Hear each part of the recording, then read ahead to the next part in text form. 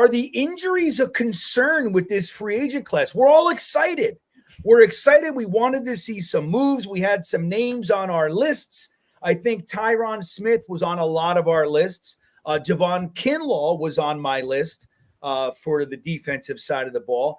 Now, again, maybe I would have preferred Tyler Boyd, but I'm not unhappy with Mike Williams.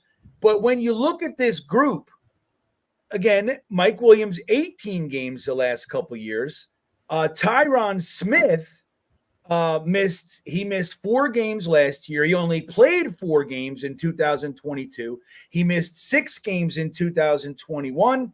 He only played 2 games in 2020. So I didn't do the math, but that's more than 18. That's a lot of games. But let's just say the last 2 years, he missed, 17 minus? That's 13 plus 4. So that's another 17 games. So you have 17 missed games the last 2 years. Mike Williams, 18 games the last 2 years. 𝐉𝐞𝐭𝐬 is another one.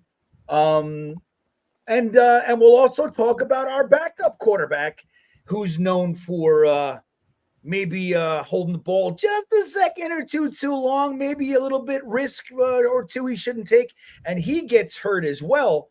So, 𝐉𝐞𝐭𝐬 only played 6 games in 2022. He did play 17 last year, which is the positive, right? So you want to make the case he's on the upswing. He played 14 his rookie year. He played 4 his sophomore year. In 2022, his third year, he played 6, and last year he played 17. But again, the last 2 years, he missed 11 games. You know what I mean? Now, what about Tyrod Taylor? It's hard to say because he's playing backup, but and then you obviously you add the Morgan Moses piece. He's looking like he's going to have shoulder surgery. Already had it. He already had it. Okay. Already had it 6 weeks ago. 6 weeks? Yeah. Really? How come I didn't know that?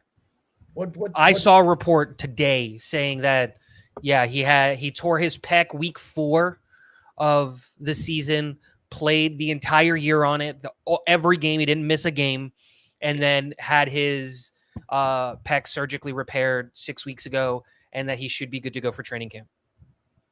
Well, there you go. Should be good to go. But again, and he's been an Iron Man of sorts, but again, shoulder surgery. So he comes in here with an injury. Tyrod Taylor played 11 games last year and was available 3 games the year prior. So he missed 6 a lot. So that's what is that? 14 plus 6. Remember, he's a backup. It's hard to find out what he's missed games and what games he was available for. And yeah, that's always a weird one with backups. It is, but it looks like he was available 3 games in 2022. So and then again, you have I don't think Simpson has an injury concern, but then we talked about it earlier. AVT, missed a bunch of games the last couple of years. Tippmann missed a handful of games last year, so I'm not too worried. That's kind of the normal injury thing that you see. People get what we call banged up.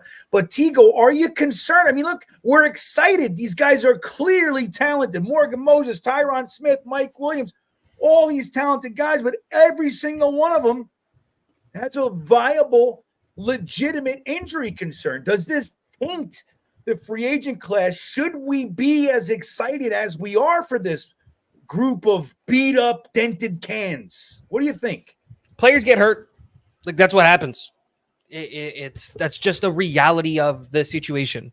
And look, there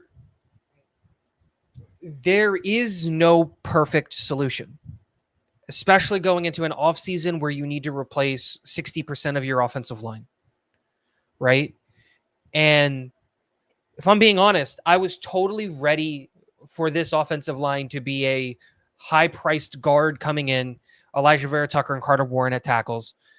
And that's what I was fully anticipating, because bringing in 2 tackles just seemed, replacing 60% of your offensive line just seemed so outside of the realm of possibility of what was going to happen.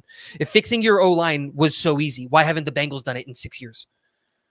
Why haven't they put an O-line in front of Joe Burrow? They got their guy. Yeah. Why haven't they done it? Because it's hard. And something that people, I think, need to remember is that flawless players without a concern don't hit free agency. If a player hits free agency, there's a good reason for it. Whether it's an injury concern, whether it's age, there's something there that there's a reason this player hit free agency. Very rarely do you see a perfect player, a player who is at the top of his game, hasn't missed, is going to hit free agency. Just doesn't happen. So again, a guy like Tyron Smith, when healthy, and that's a key thing you're going to see with a lot of the guys on the roster that you're going to say about, when healthy, is one of the best tackles in the sport, period. Yeah. Right. And so if you're telling me, you know what, you're going to get 13 games this year out of Tyron Smith. Yeah, that's worth it, in my opinion. Now, I want to make sure that part of those 13 or 14 games are at the end of the season. But if you're telling me, like, we're going to see a run, let's say he recreates last year. He plays weeks 1 and 2, has to miss weeks 3 and 4, plays weeks 5 and 6, and then has to miss week 7, and then their bye week was in there. I take that, because that means you start, you can start a guy like Carter Warren for a couple of games, and you can game plan around that. Because when he's in, he's dominant. Dominant. There's no other word for it. It's true. And so I'm willing to take that risk with a guy like that because of the upside. And so, I get it. I understand the injury concern, and I totally understand that aspect of it. But as long as, and this is a big if, right? As long as he's not missing the entire season, and it's just not like literally just throwing away money at a guy, which again, this could be whatever. We don't know.